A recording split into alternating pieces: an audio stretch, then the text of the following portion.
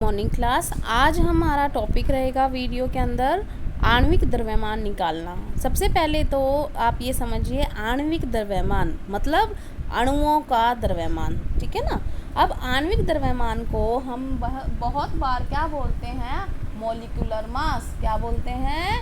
Molecular mass. तो इसका मतलब हम आणविक द्रव्यमान को क्या बोलते हैं? हम आणविक द्रव्यमान को बोलते हैं मॉलिक्यूलर मास। तो आपने कैसे निकालना है किसी का मॉलिक्यूलर मास? उसके लिए आपको उस तत्व का एटॉमिक मास पता होना चाहिए, मतलब परमाणु द्रव्यमान पता होना चाहिए। उन परमाणु द्रव्यमान का पता होगा तो हम ऑटोमेटिकली आणविक द्रव्यमान निकाल सकते हैं। इसका मतलब अगर आपको किसी तत्व का, किसी एलिमेंट का एटॉमिक मास पता है तो आप फिर मॉलिक्यूलर मास इजीली कैलकुलेट कर सकते हो, ठीक है। इसको याद करने के लिए जो आपको एक बार सारणी दिखाई थी ना, उस सारणी में आणविक द्रव्यमान भी लिख लेना, ठीक है ना। अगर नहीं लिखा है तो आणविक नहीं, परमाणु द्रव्यमान लिख लेना। परमाणु संख्या लिखी है आपने? आपको अगर समझ नहीं आ रहा कौन सी वाली की बात कर रही हूँ तो आपको सारणी लिखवाई थी, एक बार मैं याद करवा रही हूँ आपको सारणी लिखवाई थी कुछ इस तरीके की कि यहाँ पर लिखा था हाइड्रोजन, तो फिर उसकी परमाणु संख्या होती है 1 और उसका सिंबल जो था वो एक ऐसे। तो ऐसे यहाँ पे आपने उसका क्या लिखना है? परमाणु संख्या के साथ परमाणु द्रव्यमान, तो हाइड्रोजन का 1 ही होता है। उसके बाद हम करते हैं हीलियम। तो हीलियम का बेटा He सिंबल होता है, 2 इसकी परमाणु संख्या है, एटॉमिक नंबर है 2 इसका, और जो परमाणु द्रव्यमान है वो इसका होता है 4। तो इस तरीके से आपने ये सारणी पूरी करनी है। मैं आपको भेज दूंगी आज, आप उसको जिसने नहीं लिखी है वो लिख लें। अब मैं बात करती हूँ परमाणु द्रव्यमान से हम आणविक द्रव्यमान कैसे निकालते हैं। तो सिंपल सी बात है। फॉर एग्जांपल सबसे सिंपल लेते हैं हम, सबसे सिंपल लिया हमने, देखो सबसे सिंपल लिया ये H2। इसका आपसे पूछा गया आणविक द्रव्यमान निकालो, तो आपने कुछ नहीं करना। आपको कितने हाइड्रोजन दिखाई दे रहे हैं? 2, ठीक है ना। अब एक हाइड्रोजन का आपको पता है कितना होता है? 1, तो इसका कितना हो गया? 2, और पीछे यूनिट हो जाएगी इसकी U। समझ में आ गया? क्योंकि एटॉमिक मास की यूनिट भी क्या थी? U थी, तो इसकी भी क्या यूनिट हो जाएगी? 2U। अब इस तरीके से हम अगले वाले पे आते हैं। मान लो आपको बोलता है कोई ऑक्सीजन का निकालो आप, गैस का। तो ऑक्सीजन के कितने यहाँ पर एटम दिखाई दे रहे हैं? 2। एक ऑक्सीजन का कितना होता है? 16 है, तो कितना आ जाएगा ये? 32U।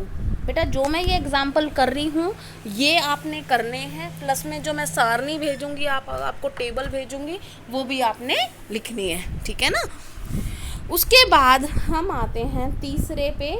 तीसरा हमारे पास मान लो हम ले लिया नाइट्रोजन N2, तो हमने किया 2 इसमें दिखाई दे रहे हैं। नाइट्रोजन का कितना होता है? 14 होता है, तो ये कितना आ गया? 28U, ठीक है। अब इसी तरीके से अगर हम मान लो थोड़े से और एडवांस पे आते हैं, हम पानी का निकालते हैं। पानी क्या होता है? H2O। तो अब थोड़ा ध्यान देखो, यहाँ पे हाइड्रोजन के कितने दिखाई दे रहे हैं आपको? हाइड्रोजन के कितने दिखाई दे रहे हैं? 2, और हाइड्रोजन का कितना मास होता है? 1, प्लस में जोड़ोगे आप, ठीक है। ऑक्सीजन का कितना है? 1, और उसका एक ऑक्सीजन का कितना होता है? 16, तो ये कितना आ गया? 2 + 16 कितना आ गया? 18U। ये हो गया इसका आणविक द्रव्यमान। अब अगर आप निकालते हो और किसी का, मान लो हम निकाल रहे हैं CO2 का। किसका निकाल रहे हैं? CO2 का। तो CO2 में देखो कितना एटम है कार्बन का? 1, ठीक है। कार्बन का होता है 12। कितने एटम है ऑक्सीजन के? 2। ऑक्सीजन का कितना होता है? 16, तो ये कितना हो गया? 12 प्लस में 16 दूनी 32, कितना आ गया? 44U। बात समझ में आ गई? इसी तरीके से हम किसी और का निकालते हैं। मान लो अब थोड़ा बड़ा करते हैं। थोड़ा बड़ा किया तो हमने लिखा ये HNO3, हो गया बड़ा। तो यहाँ पर आपने एक एक करके करना, घबराना नहीं है। हाइड्रोजन के कितने एटम दिखाई दे रहे हैं आपको? 1, और हाइड्रोजन का 1 ही होता है। नाइट्रोजन का कितना दिखाई दे रहा है? 1, तो नाइट्रोजन का कितना होता है एटॉमिक मास? 14, प्लस कितने ऑक्सीजन के दिखाई दिए? 3, एक ऑक्सीजन का कितना होता है? 16, तो 1 + 14 + 16 × 48, तो अब आप जोड़ दो इनको, 8 और 4 12 और 1 है 13 और ये आ जाएगा 63U। समझ में आ गया। इसी तरीके से हम और नेक्स्ट का द्रव्यमान निकालते हैं। तो H2SO4 मान लो ये निकालना है आपने। तो हाइड्रोजन के कितने दिखाई दे रहे हैं? 2। एक उसका होता है, एक दिखाई दे रहा है सल्फर, उसका होता है 32। 4 दिख रहे हैं ऑक्सीजन, उसका होता है एटॉमिक मास 16। तो 2 प्लस में 32 प्लस में 16 चौके 64, 64 2 66 प्लस में 32, ये कितना आ गया? 98U। समझ में आ गया। अब लास्ट में समझा रही हूँ आपको, उसके बाद आप खुद प्रैक्टिस करना अपनी, ठीक है। लास्ट मैंने लिया NaOH। अब यहाँ पे आपको सोडियम कितना दिखाई दे रहा है? 1। तो 1 गुना में सोडियम, एक सोडियम का होता है 23। ऑक्सीजन कितना? 1, उसमें हो गया 16। एक है हाइड्रोजन और एक ही होता है उसका मास। तो 23 जमा में 16 जमा में 1, तो 16 जमा 1 17, 17 प्लस 23 कितना आ गया? 40U। समझ में आ गया।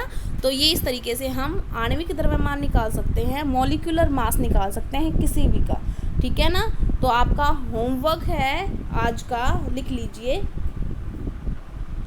होमवर्क है पहला, आपने निकालना है इनका द्रव्यमान, आणविक द्रव्यमान H2O2, दूसरा KOH, तीसरा NaCl, चौथा H2S और पांचवा S8, ठीक है। इन सब का आपने मॉलिक्यूलर मास निकालना है, ठीक है। आज के लिए इतना ही। Thank you class.